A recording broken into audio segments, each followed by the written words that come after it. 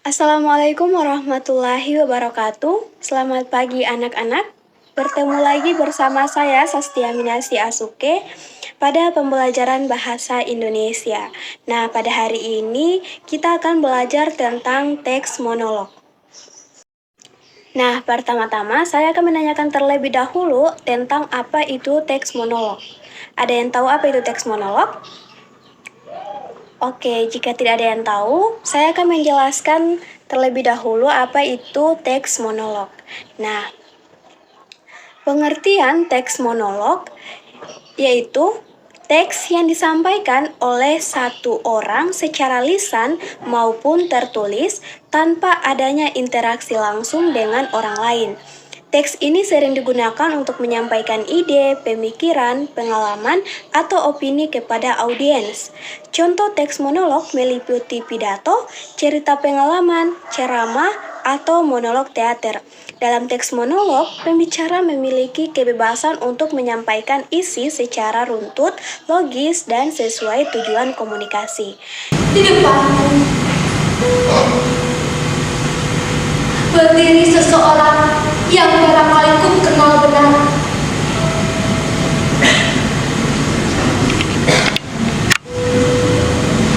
Mungkin juga tidak. Aku tidak tahu siapa namanya. Perawakannya sederhana.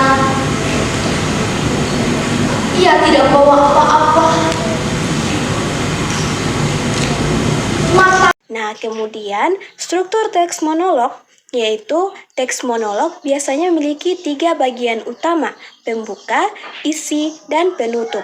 Pada bagian pembuka, pembicara memperkenalkan topik yang akan dibahas dan menarik perhatian audiens.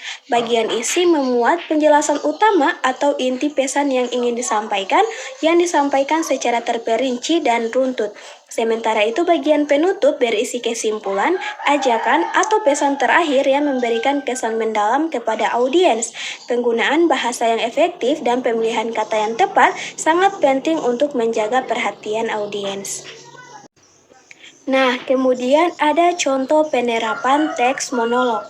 Misalnya, seorang siswa menyampaikan pengalaman liburannya dalam bentuk monolog. Dalam pembuka, ia memperkenalkan lokasi dan tujuan liburannya. Pada bagian isi, ia menceritakan berbagai aktivitas yang dilakukan seperti mengunjungi tempat wisata, mencoba makanan khas, dan berinteraksi dengan masyarakat setempat.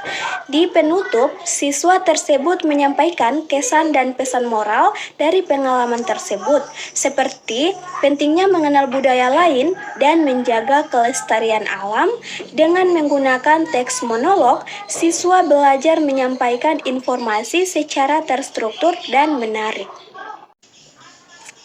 Nah, kemudian Ibu akan memberikan soal kepada anak-anak sekalian. Soal pertama, seorang pembicara sedang memberikan informasi tentang cara menjaga kebersihan lingkungan. Nah, pertanyaannya, apa jenis monolog yang sedang dilakukan? A. Narasi, B. Eksposisi, C. Deskripsi, D. Argumentasi. Jawabannya yaitu B. Eksposisi.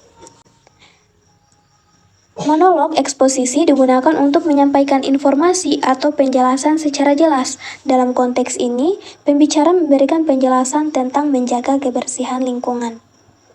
Kemudian soal nomor 2, apa tujuan utama dari monolog inspiratif? A. Menghibur pendengar. B. Memberikan informasi faktual. C. Mendorong pendengar untuk berpikir atau bertindak. D. Menjelaskan cara melakukan sesuatu. Jawabannya yaitu C. Mendorong pendengar untuk berpikir atau bertindak. Mengapa jawabannya C? Karena monolog inspiratif bertujuan memotivasi atau menginspirasi pendengar untuk melakukan tindakan atau mengubah cara berpikir mereka. Kemudian soal nomor 3, seorang siswa diminta untuk membawakan monolog tentang pengalaman liburan. Struktur utama yang harus ada dalam monolog tersebut adalah titik-titik. A. Pendahuluan, masalah, kesimpulan. B. Latar belakang, konflik, penyelesaian. C. Pembukaan, isi, penutup. Atau D. Perkenalan, isi, pertanyaan. Jawabannya yaitu C. Pembukaan, isi, penutup. Karena struktur monolog biasanya terdiri dari pembukaan untuk memperkenalkan topik, kemudian isi untuk menceritakan inti cerita, dan penutup untuk memberikan kesimpulan atau penutup narasi. Hadirin yang saya hormati, saat ini kita menghadapi tantangan besar terkait sampah plastik yang terus meningkat. Sampah plastik tidak hanya mencemari lingkungan, tetapi juga mengancam kehidupan makhluk hidup di laut dan di darat. Oleh karena itu, mari kita kurangi penggunaan plastik sekali pakai dan mulai beralih ke bahan yang lebih ramah lingkungan. Dengan langkah kecil ini, kita dapat berkontribusi pada pelestarian bumi untuk generasi mendatang. Terima kasih atas perhatian Anda. Bagian dari monolog tersebut yang berbunyi, hadirin yang saya hormati, saat ini kita menghadapi tantangan besar terkait sampah plastik yang terus meningkat, termasuk dalam struktur titik-titik. A. Pembuka. B. Isi. C. Penutup. Dan D. Kesimpulan. Ya, jawabannya A. Pembuka. Kalimat tersebut merupakan bagian pembuka monolog karena berisi sapaan kepada hadirin dan pengantar tentang topik yang akan dibahas, yaitu masalah sampah plastik. Pembuka bertujuan menarik perhatian pendengar sebelum masuk ke isi atau inti pembahasan. Demikian pembelajaran kita pada hari ini. Ibu berharap kalian bisa memahami teks monolog. Sampai jumpa di pertemuan berikutnya. Wassalamualaikum warahmatullahi wabarakatuh.